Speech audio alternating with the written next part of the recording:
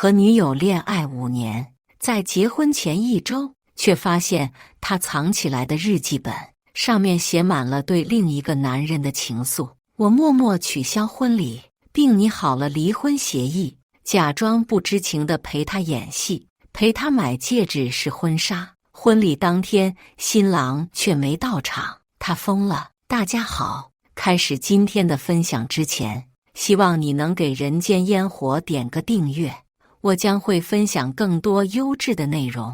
明天就是我和李梦冉的婚礼了，他是我的白月光，也是我大学时的暗恋对象。一次意外，他所在的宿舍楼发生火灾，是我不顾危险冲进火场，将昏迷的他救了出来。那时候，他开始接受我的示爱，我们2人恋爱长跑5年，终于要修成正果。兄弟们聚了一场，把我灌了个8分醉，嘴上不断说着恭喜的话。还得10年，这么快就结婚了？是啊，我们连对象都不知道在哪个丈母娘肚子里呢。听着兄弟们真挚的祝福，我只能勉强扯了扯嘴角，露出一个比哭好看一些的笑容。表面上看，我和李梦冉算得上是模范情侣，佳偶天成。可是爱情这东西一向就如人饮水，冷暖自知。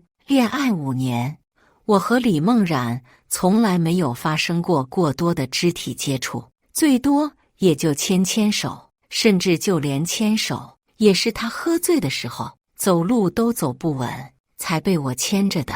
他总说不想进展得太快，我爱他，所以尊重他，给了他足够的时间。可他却始终没有对我卸下防备。昨天夜里，我迷迷糊糊中听到主卧的他哭泣。他一直都是个很乐观阳光的人，我想不通，到底什么事情能让他在我们的婚期前1周哭泣？我想起身去安慰，可却突然听到房门打开的声音。我起身出去的时候，就看到他穿戴整齐离开了。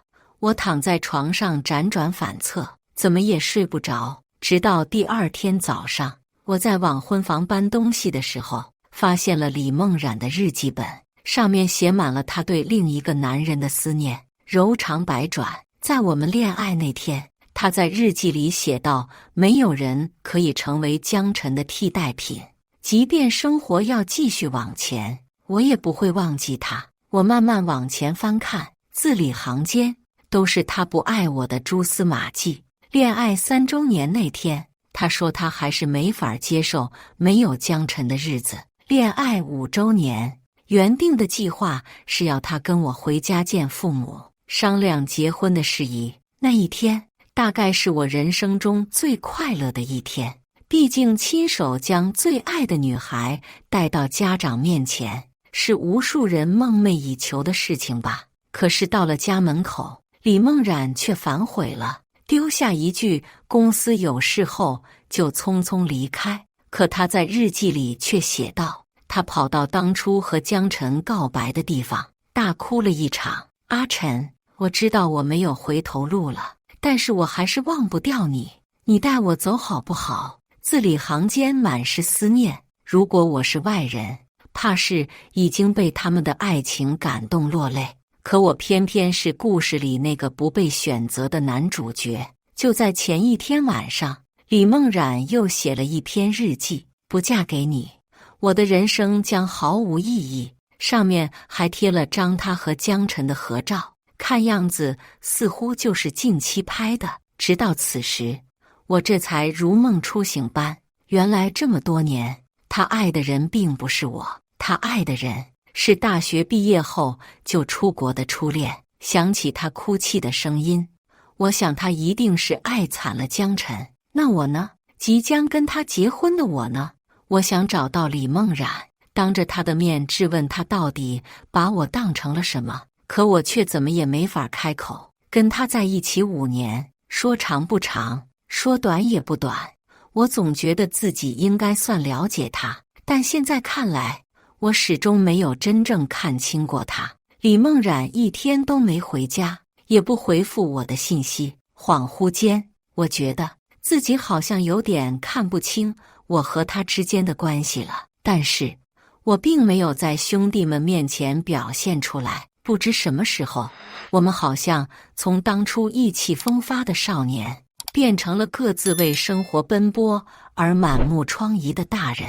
有些事情没必要往外讲了。酒局散去，原本兄弟们打算打电话让李梦冉过来接我，可我拒绝了，他不会来的。恋爱5年，他始终不愿意见我的朋友们。不出意外，回到家之后，看着家里冷冰冰，没有丝毫人气的样子，我知道李梦冉已经1天1夜没有回过家了。我坐在沙发上，醉意伴随着回忆涌上心头，我疲惫地闭上眼睛。一直以来，我和李梦冉的感情中，似乎我永远是付出的那个。只要他张嘴，我就会立刻屁颠地满足他任何要求，就算事后他连一个笑脸都不会给我，更别说什么表示，但我依旧乐在其中。我从没意识到这有什么不对。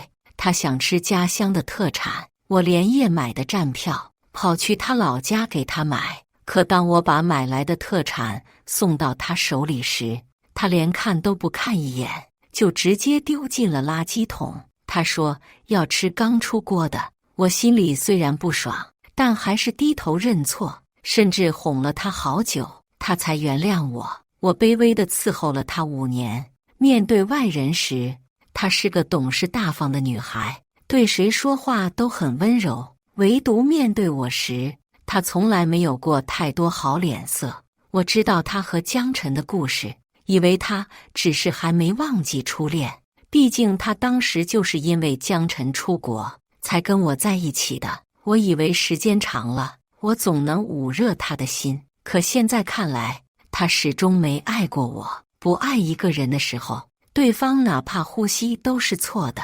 我给李梦冉发了信息，但还是没有得到任何回复。我想了想，打电话给酒店取消了婚礼，又联系律师，让他帮我拟一份离婚协议。5年感情，我不要了。第2天一早，我装作什么都没发生，刚下楼准备去上班，就在不远处的酒店门口遇到了李梦冉。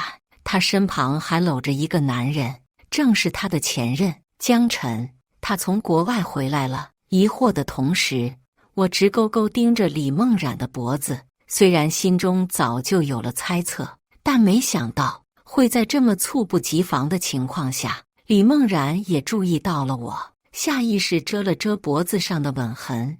我心中涌出一丝悲哀，还有不到5天就要结婚的女友，却搂着其他男人，换成谁都会愤怒吧。蒋晨很自然地牵起李梦冉的手，对我笑了笑，似乎在炫耀，又似乎在挑衅。我毫不在意，漠然地和他们擦肩而过，好像陌生人一般。苏南，不是你看到的那样。李梦冉上来拉住我的胳膊，想要解释，却被我一把甩开。他还想说些什么，可身后的江晨突然虚弱地咳嗽了2声，他立马紧张地跑到他身边，关切询问：“没事吧，江晨？”江晨捂着嘴，嘶哑道：“没事，你去忙吧，我自己一个人可以的。”做作的模样让我心里一阵恶心，不再理会2人，我迈步离开。只是当晚，李梦冉回来了，还约我去了一家很高档的西餐厅，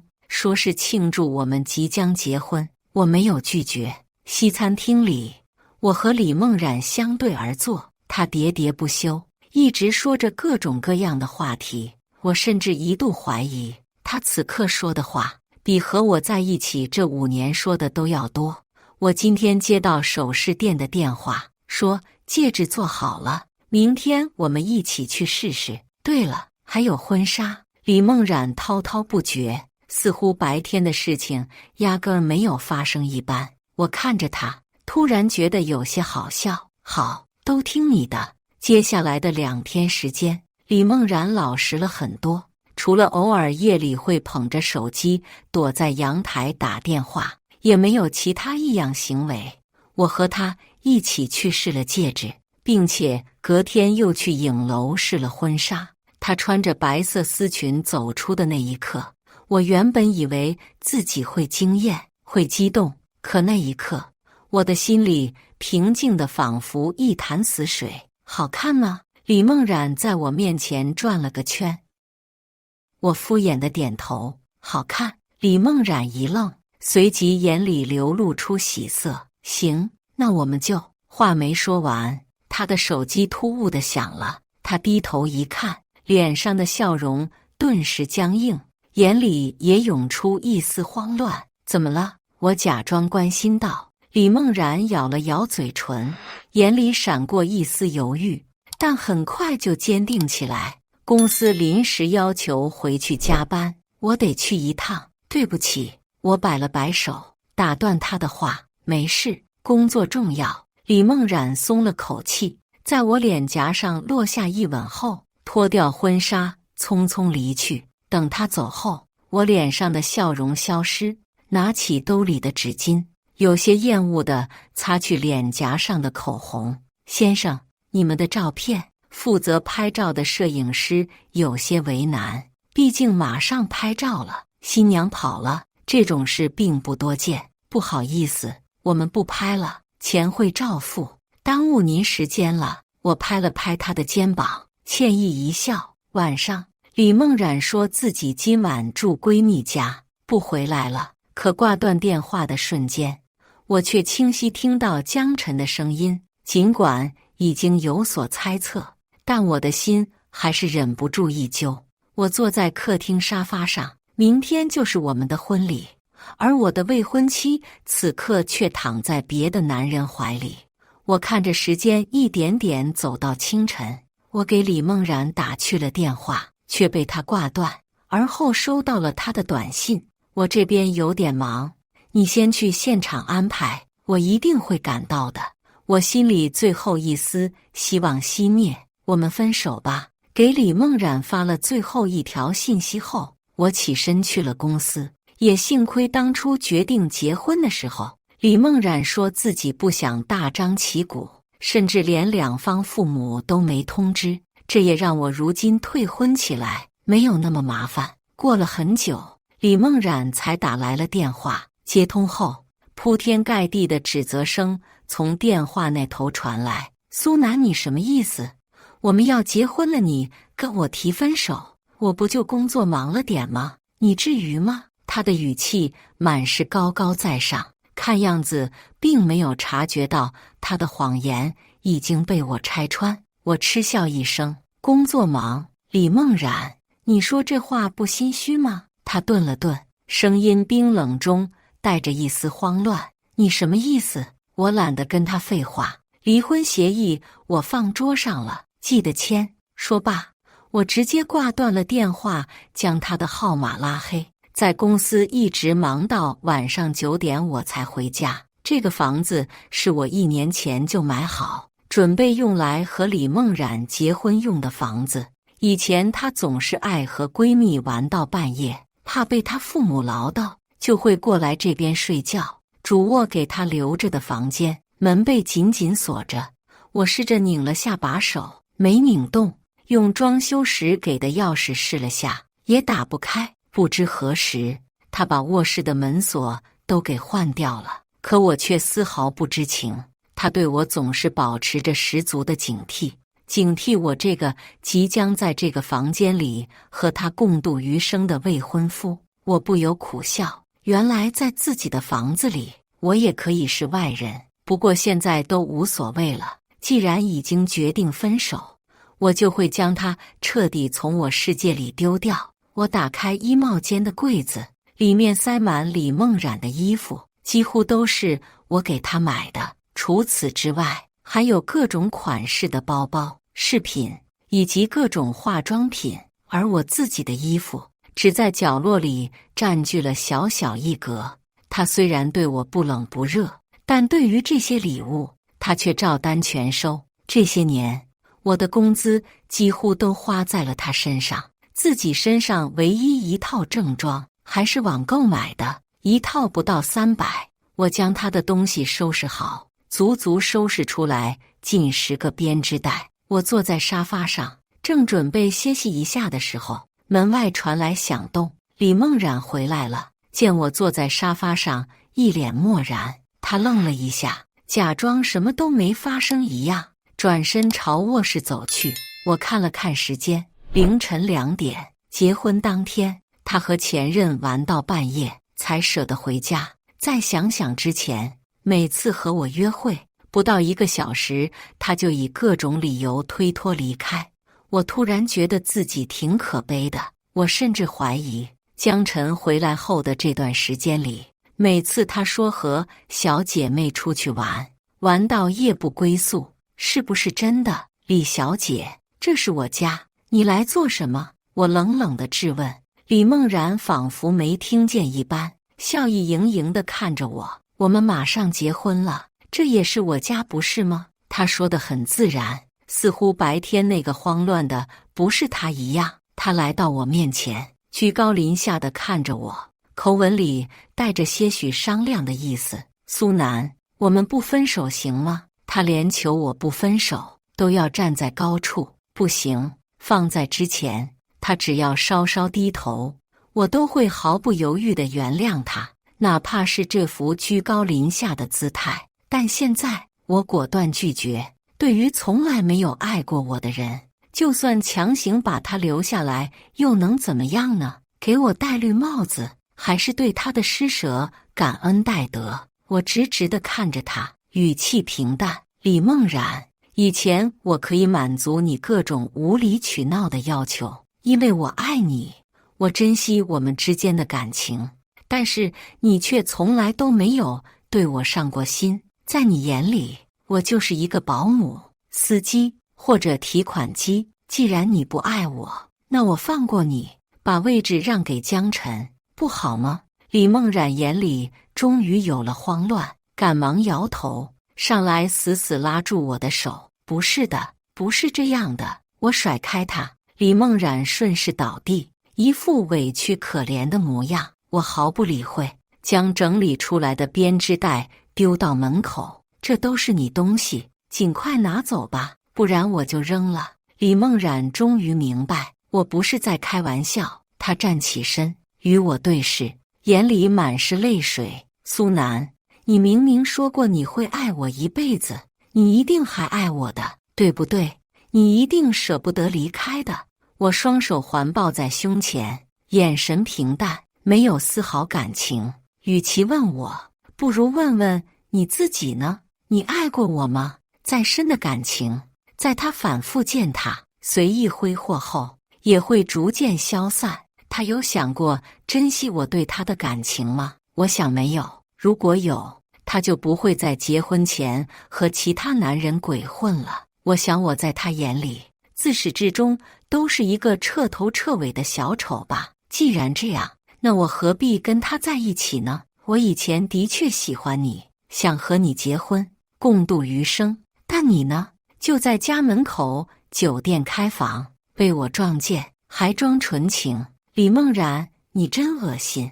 李梦然还想上来抓我的胳膊，我闪身躲开。他慌乱地解释，不是你想的那样，你误会了，我和江晨只是好朋友而已。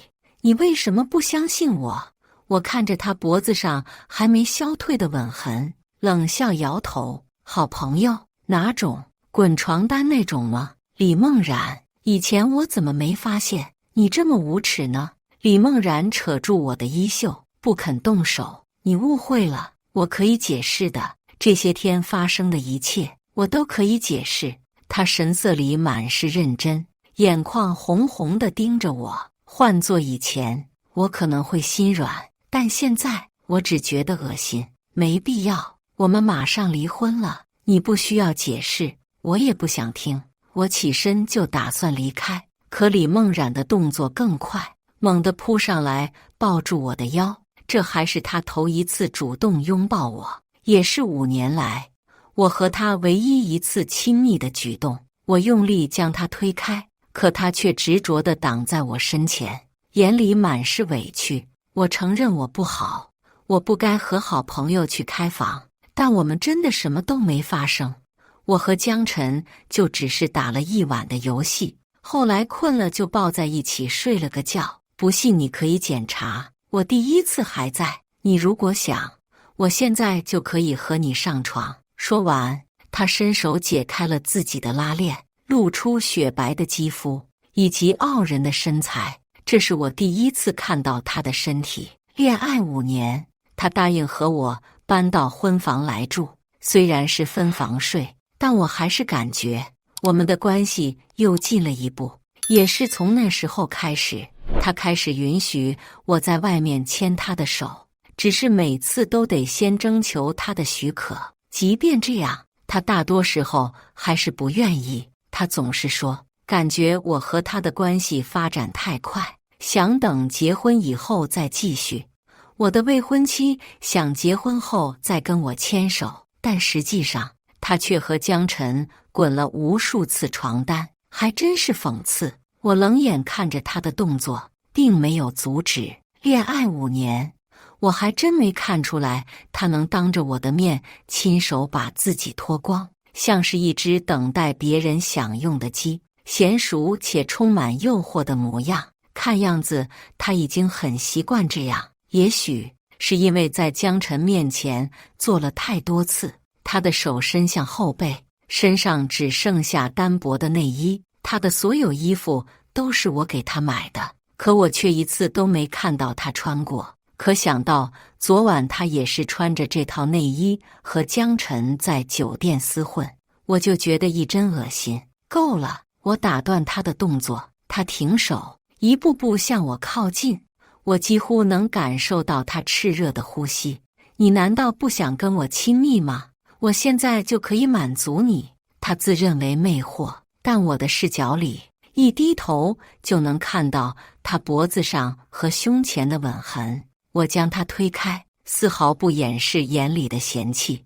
你身上满是其他男人的吻痕和口水，你不觉得恶心吗？看着几乎赤裸的李梦冉，我只觉得可笑。之前就连牵手都要反复询问，现在他居然脱光了站在我身前，求我跟他亲热。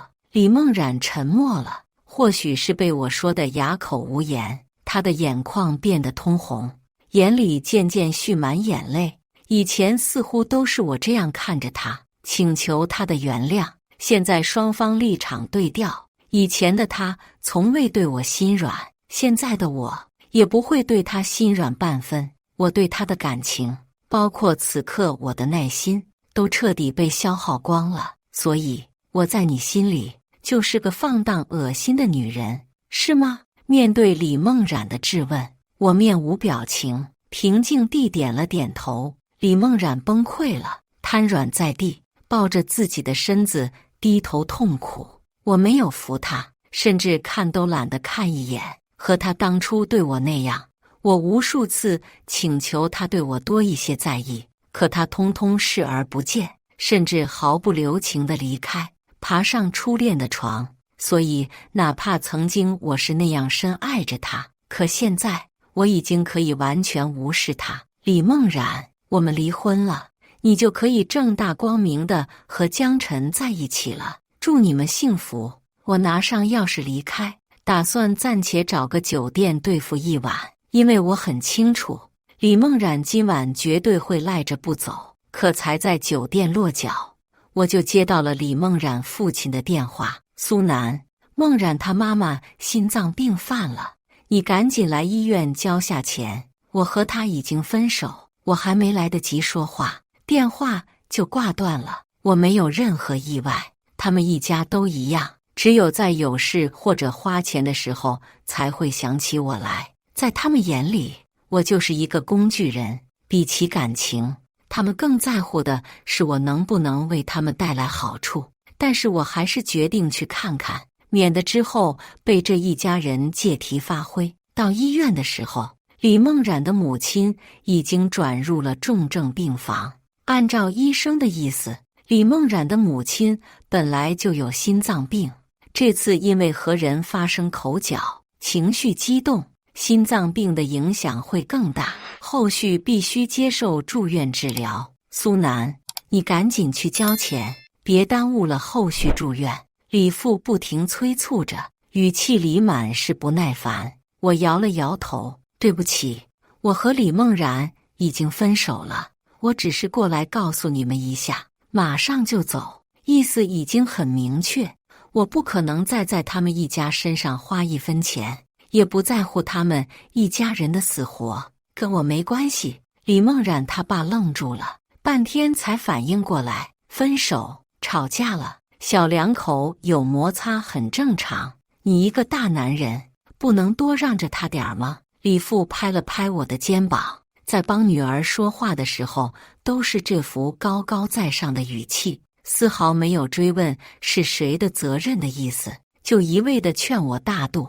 他们一家的生活条件其实一直都很一般，李母没有工作，一家人全靠李父养活，一下子要拿出来10多万医药费，确实很困难。可就是这样的家庭，依旧把李梦然养成了如今这副骄纵任性的模样。我知道他家的情况，所以这些年的日常生活里，我从来没让李梦然给我花过1分钱，哪怕是给我的生日礼物，都是我给他拿钱，而后把我想要的东西的链接发给他，他才勉为其难地动手替我买了。即便他们一家都不喜欢我，但都不会拒绝我这个能为他们带来一点点好处的人。就连第一次见他父母时也是，我提前准备好所有的一切，可李梦然却给我发错了地址。我提着大包小包，在40度的高温阳光下，在小区里找了半个小时，他们一家都没想过出来接一下我。等我喘着粗气出现在他家门口的时候，迎接我的不是心疼，而是李梦然的责备和质问。你是蠢逼吗？让我爸妈等你这么久，我怎么就看上了你这么没用的东西？我只能不停地赔礼道歉，他爸妈更是一天都不肯给我好脸色，就连晚饭都是订的外卖。我到的时候，菜已经凉透了，只是那时候我因为对李梦然的爱，也就根本没有在乎这些事情，反而因为能够见到他父母而感到高兴，以为自己终于有机会和李梦然修成正果。自那以后，我孝敬李梦然的父母比孝敬自己父母还多。他家厕所堵了，都会打电话给我，可当我浑身湿淋淋的将厕所修好后，他们却嫌我身上脏，连饭都不肯给我吃一口，就被李梦然赶出了家门。那时我很爱他，觉得为他们家做点力所能及的事情也没什么，一点点委屈也被我当作是他们一家的考验，完全没有当回事。时间长了，就连外人都能看出来，他们一家在利用我。但是为了顺利和李梦然结婚，我一忍再忍。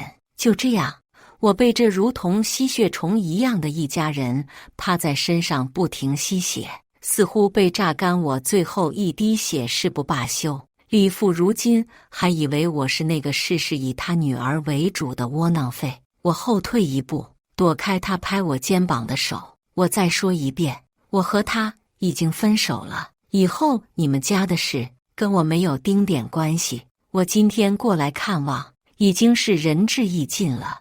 我放下手里的果篮，转身就走，丝毫没打算给他留情面。李父皱起眉头，仔细打量着我，语气中多了一丝不善。小李，你怎么这么势利眼？孩子他妈好的时候，你还像个人，现在他生病了，你转身就跑，真是个白眼狼。亏我还以为你是真心喜欢我女儿的，真不是个。也许是想到事后还有能用得到我的地方，李父没有再说下去，但我嗤笑一声，替他说完了。不是个什么，不是个东西，是吗？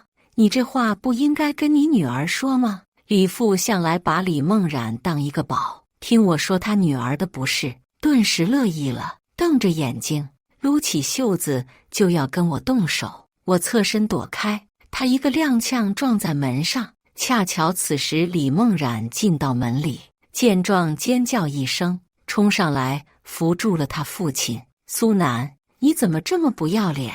我们之间的事，你干嘛牵扯到我家人身上？我妈已经在里面躺着了，你还想让我爸也进去吗？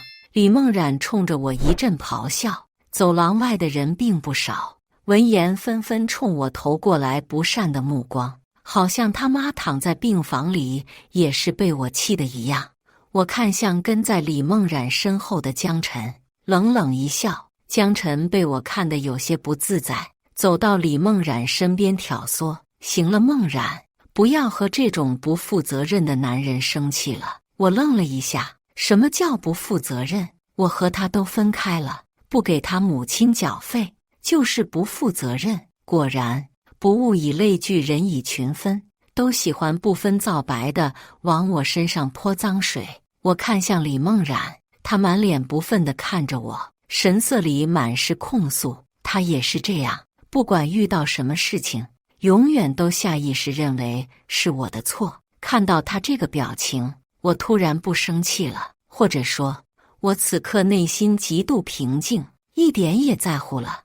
我平静开口：“既然江先生是个负责的人，不如你去把医药费交了吧，反正你们都睡过不止一次了，名分也该快了吧。”李父反应过来了，震惊地看向李梦冉，显然他也知道自家女儿和江晨那点破事，而且江晨是个富二代，也经常邀请江晨去他家吃饭，却没想到两人居然会在我们婚前苟且。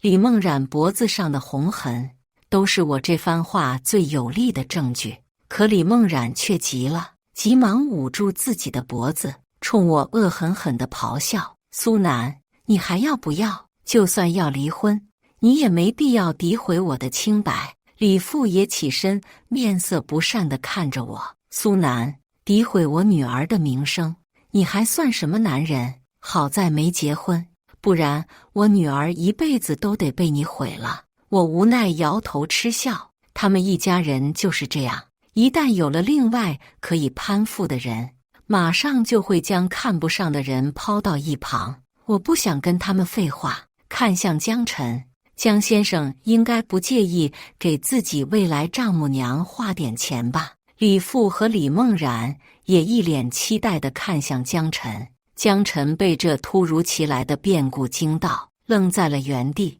半天他才反应过来，立刻松开揽着李梦冉的腰的手，退后到一旁：“我和梦冉只是普通朋友，你们自己家的家事，我一个外人干涉不太合适，你们自己处理哈。”说罢，他转身就跑。我早就预料到会有这一幕，一个能果断放弃爱人和家人跑到国外的男人，之所以回来找李梦冉，不过是因为后者免费又好骗罢了。一听要花钱，立马就退避三舍。不等李梦冉和李父说什么，江晨就匆匆忙忙地消失在他们的视线当中。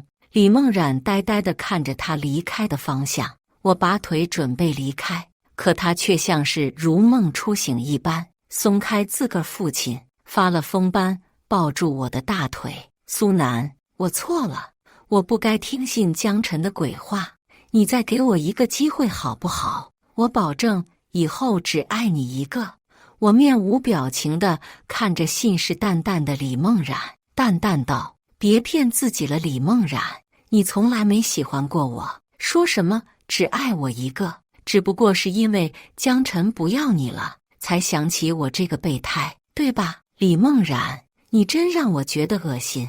我抬腿将他甩开，看着他跌坐在地，抱头痛哭，心底没有一丝波澜，像是在看一个陌生人一般，心里没有一丝波动。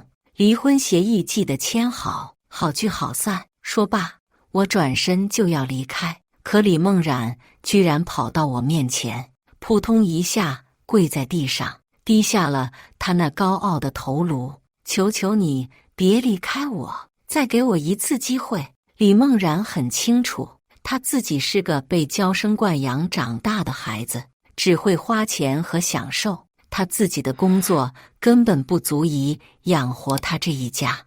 而李父也马上到了退休的年纪，根本抵不上事儿。他家的存款或许可以支付那高昂的医药费，可接下来的生活一定会变得拮据。一向习惯了骄奢生活的李梦然，怎么可能接受变成穷人？所以他才会不惜尊严，跪在我面前求我留下。我并不觉得诧异，尽管震惊他会跪下求我，但我并没有丝毫留下的打算。他现在低声下气地求我，就可以抵消过去5年的一切吗？就可以让我无视自己被当作绿头王八的这些年吗？就可以让我接受自己头顶一片草原吗？不可能。我爱他的时候，他把我的爱当作理所当然，随意践踏我的爱情。我已经被他伤透了心，所以我选择离开。我不爱他了，就算此刻他跪下来求我，我也不会心软半分。好自为之吧。我绕开他，头也没回地离开。本以为说了那么多，李梦然就会放弃。可第2天我出门上班的时候，却又看到了他。他穿着我给他买的衣服，眼眶通红，看上去楚楚可怜。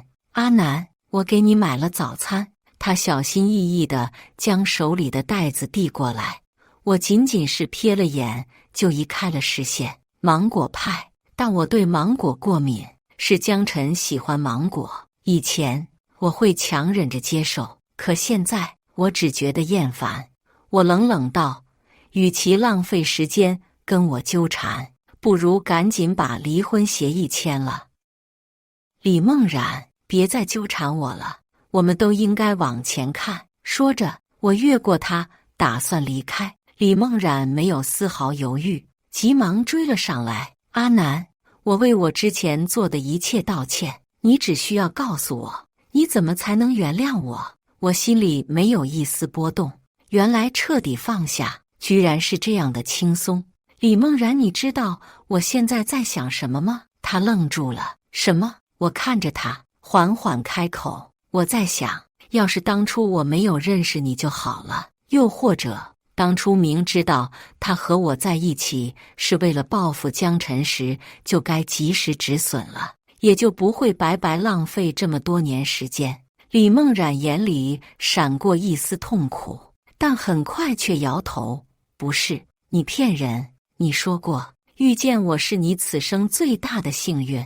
我自嘲地摇头笑了笑，看着他热忱而期待的目光，我神色冷漠。那就让我的不幸到此为止吧。李梦然愣住了，我没再理会，径直离开。可就在要越过他时，却被他扯住了衣袖。阿南，我知道我错了，之前是我拎不清，现在我明白了，你才是那个真正爱我的人。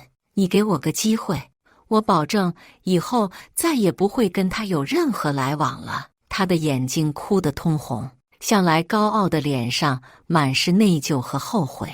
可世上没有后悔药，更何况不是什么错误都可以被原谅的。我冷冷看着他，李梦然，你在说这话的时候，不觉得恶心吗？你和江晨之间有没有发生什么？需要我来提醒你吗？我不是傻子，别逼我把话说得太难听。李梦然脸色灰败，声音颤抖。你真的不能原谅我吗？那天晚上，我喝多了，我根本没有印象。这些话骗骗自己就行了。我们在一起5年，你什么样，我不清楚吗？我嘲讽一笑。李梦然，世上不是只有你一个女人，我也不是非你不可的。我劝你别太把自己当回事。我毫不留情地推开他，嫌弃地将被他触碰过的地方擦了又擦。他的脸色一下变得更加难看，但我不在乎了，是他自己做出的选择，他就该预料到有这么一天。那天之后，李梦然还试图纠缠，但我直接提出离婚申诉。有着充足证据的情况下，流程进行得很顺利。从民政局出来的时候，李梦然失落地看着我，能一起吃个饭吗？我果断拒绝，不用了，最好以后都不要再见到了。李梦然坐在地上抱头痛哭，我头也没回，自顾自地离开。后来我听说他家并没有凑出李母手术的费用，李母最终死在了病床上。这一点我也不出预料，毕竟他们一家都是那种自私自利、以自我为中心的人，牺牲自己的生活来换取李母的健康，他们是无论如何都不愿意的。李梦冉是过去求江晨，但后者的无耻超乎想象。在让李梦冉陪自己睡了半个月，临近李母的手术时间时，他却失联了。从始至终，李梦冉对他来说都只是一个免费发泄工具罢了。李母死后，李梦冉崩溃下，心头生出歹意。他骗江晨自己想再约一次，将江晨骗到酒店，亲热的时候拔刀捅在了他两腿间。警察赶到的时候，江晨已经千疮百孔，而李梦冉站在窗前，不顾众人的警告，一跃而下。据说自杀前，他曾哭喊着说对不起。我听到这些消息，心头不免唏嘘，不过都无所谓了。不论李梦冉如何弥补，我都不可能原谅他，更不会再跟他有半分瓜葛。过去的都过去了，人总是要向前看的，只希望未来的路不要再选错了。尽管前路多变，未来会发生什么，谁也说不定。我能做的就是顺其自然。以上就是今天分享的故事，大家有什么想说的、想吐槽的，欢迎在下方评论交流。也更希望能给人间烟火点个订阅，我将会分享更多优质的故事。